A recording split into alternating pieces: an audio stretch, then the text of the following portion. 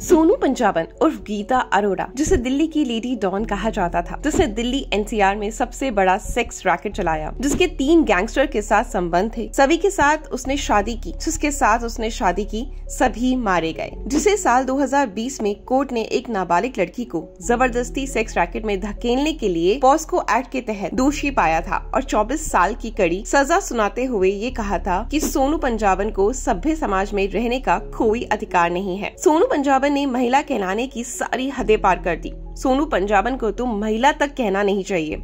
आखिर ऐसा मैं क्यों कह रही हूँ? वो इसलिए क्योंकि सोनू पंजाबन की कहानी कैसे गीता अरोड़ा से सोनू पंजाबन उसका नाम पड़ा, कैसे उसने सेक्स रैकेट का सबसे बड़ा धंधा दिल्ली एनसीआर में चलाया, कैसे उसकी जुर्म की दुनिया में एंट्री हुई, ये हम आपको सब कुछ बताएंगे आज के इस एपिसोड में। सबसे पहले आपको ये बता देते हैं कि जेल में सजा काट रही सोनू पंजाबन HPV यानी कि मानव पेपिलियोमो वायरस नाम की गंभीर बीमारी से पीड़ित है, जिसे अदालत ने इलाज करवाने के लिए बेल दी थी। लेकिन उसे 21 जून को शाम 5 बजे अदालत में सरेंडर करना था, लेकिन उसने सरेंडर नहीं किया, बल्कि अदालत में एक याचिका लगाते हुए अपनी बेल को 60 दिन और बढ़ाने की मांग कही, ये कहते हुए कि वो गंभीर बीमारी से पीड़ित है और उसे इलाज की सख्त जरूरत है। अब सोनू पंजाबन की इस याचिका पर अदालत ने दिल्ली पुलिस को नोटिस जारी किया और आदेश दिया कि उसकी मेडिकल स्थिति का पता लगाया जाए। सोनू पंजाबन की इस याचिका का दिल्ली पुलिस ने पुरजोर विरोध किया, ये कहते हुए कि सोनू पंजाबन को पहले ही काफी वक्त दिया जा चुका है। दोनों पक्षों को सुनने के बाद अदालत ने इस मामले की अगली सुनवाई 27 जून को करने का फैसला किया,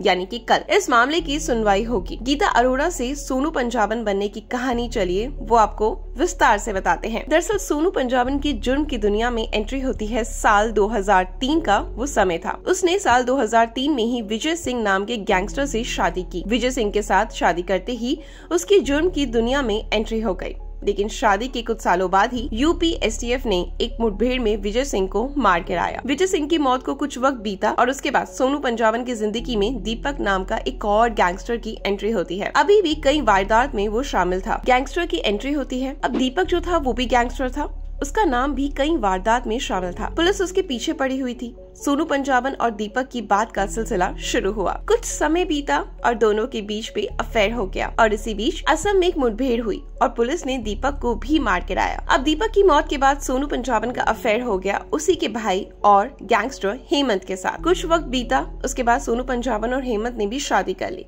लेकिन वही हुआ हेमंत के साथ जो सोनू पंजाबन के बाकी 2 गैंगस्टर्स के साथ हुआ। ये शादी ज्यादा दिन नहीं चली और एक डबल मर्डर के मामले में साल 2006 में गुरुग्राम में हुई पुलिस मुठभेड़ में हेमंत मारा गया। अब हेमंत की मौत के बाद गीता अरोड़ा, जिसने अपने पहले पति जिसका नाम सोनू था, जो गैंगस्टर था, उसका नाम अपने सरनेम में जोड़ लिया और ये यहाँ से गीता अरोड़ा सोनू पंजाबन बन जाती है। अब इसके बाद सोनू पंजाबन सेक्स रैकेट के धंधे में उतर जाती है। इसके बाद जो सेक्स रैकेट का धंधा था वो दिल्ली एनसीआर में खुलेआम पलने और फूलने लगा। लेकिन 2007 में उसको गिरफ्तार कर लिया गया, लेकिन उसने कोर्ट से जमानत ले ली। लेकिन अगले साल 2008 में सोनू पंजाबन को दोबारा सेक्स रैकेट के मामले में गिरफ्तार कर लिया गया। लेकिन सोनू पंजाबन के कनेक्शन इस दौरान इतने बन गए थे कि वो जेल में भी नहीं रह सकी और उसने एक बार फिर से जमानत ले ली।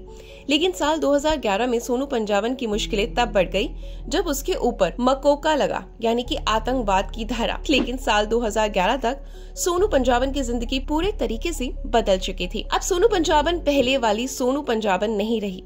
उसकी लैविश लाइफ के चर्चे और किस्से न सिर्फ दिल्ली बल्कि देश के अलग अलग राज्यों तक फैल चुके थे। सोनू पंजाबन को लग्जरी लाइफ पसंद थी और यही वजह थी उसने जुर्म की दुनिया में कदम रखा था और सेक्स रैकेट के धंधे में उतरने के बाद तो उसका नाम जुर्म की दुनिया में छा गया। अब सोनू पंजाबन ने अपने धंधे में दूसरे राज्यों की लड़कियों को लाना शुरू किया और सेक्स रैकेट के अपने धंधे को और ज्यादा बढ़ाना शुरू कर दिया। सोनू पंजाबन के निशाने पर वो लड़कियां होती थी जो एक्टिंग और मॉडलिंग के करियर के चलते अपना घर बार छोड़कर, अपना परिवार छोड़कर आती थी। लेकिन जब वे अपनी फील्ड में सफल नहीं हो पाती थी, पैसों की आर्थिक तंगी से जूझ रही होती थी, तो सोनू पंजाबन उन्हें पैसों का लालच देकर सेक्स रैकेट के धंधे में उतार देती थी। और अब सोनू पंजाबन का जो ये धंधा था वो न सिर्फ दिल्ली एनसीआर बल्कि दूसरे राज्यों में भी फैलने लगा। सोनू पंजाबन दिल्ली एनसीआर से दूसरे राज्यों में लड़कियां सप्लाई करने लगी।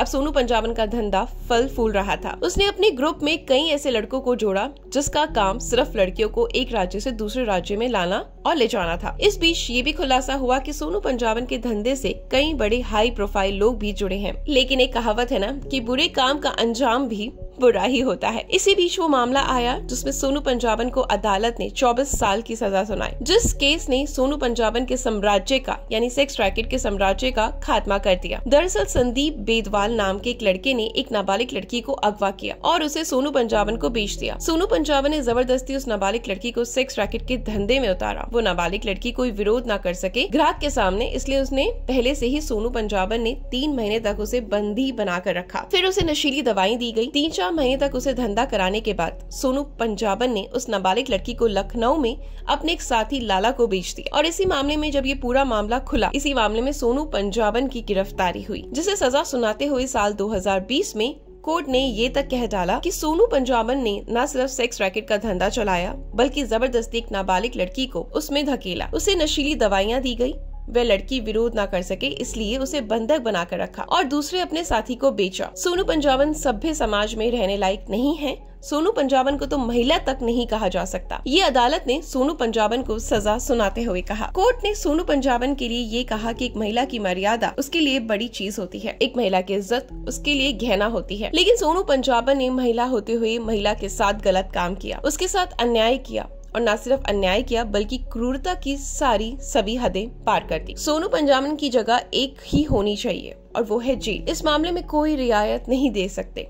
इस तरह सोनू पंजाबन को साल 2020 में 24 साल की सजा सुनाई गई, कठोर सजा, जिसके बाद सोनू पंजाबन एक गंभीर बीमारी का सहारा लेकर, यानी उनका दावा है कि उन्हें गंभीर बीमारी है, तब से लेकर उनका काफी समय वो अस्पताल में इलाज में बिता रही हैं। अभी वो साकेत के एक अस्पताल में भर्ती हैं, उसका इलाज चल रहा है और उसी इलाज का हवाला देते हुए सोनू पंजाबन ने अदालत से एक बार फिर से 60 दिनों की अंतरिम पेरोल मांगी है, जिस पर सुनवाई कल होगी। ये थी सोनू पंजाबन की पूरी कहानी, जिसने दिल्ली न सिर्फ बाकी देशों में भी कह सकते हैं कि सेक्स रैकेट का धंधा चलाया, वो भी खुलेआम, जिसके 3 गैंगस्टर से संबंध थे, शादी भी हुई, लेकिन जिस भी गैंगस्टर से शादी होती वो एक के बाद मारा गया। अब जुर्म की दुनिया में अपराधी कितना शातिर क्यों ना हो, बड़ा क्यों ना हो, लेकिन एक दिन बुरा समय उसका जरूर आता है और सोनू पंजाबन का बुरा समय साल 2020 के बाद शुरू हो गया। फिलहाल सोनू पंजाबन अस्पताल में भर्ती है, इलाज उसका चल रहा है और अदालत से वो रहम की भीख भी मांगती नजर आ रही है। आपने इस पूरे केस को सुना, आपका क्या कहना है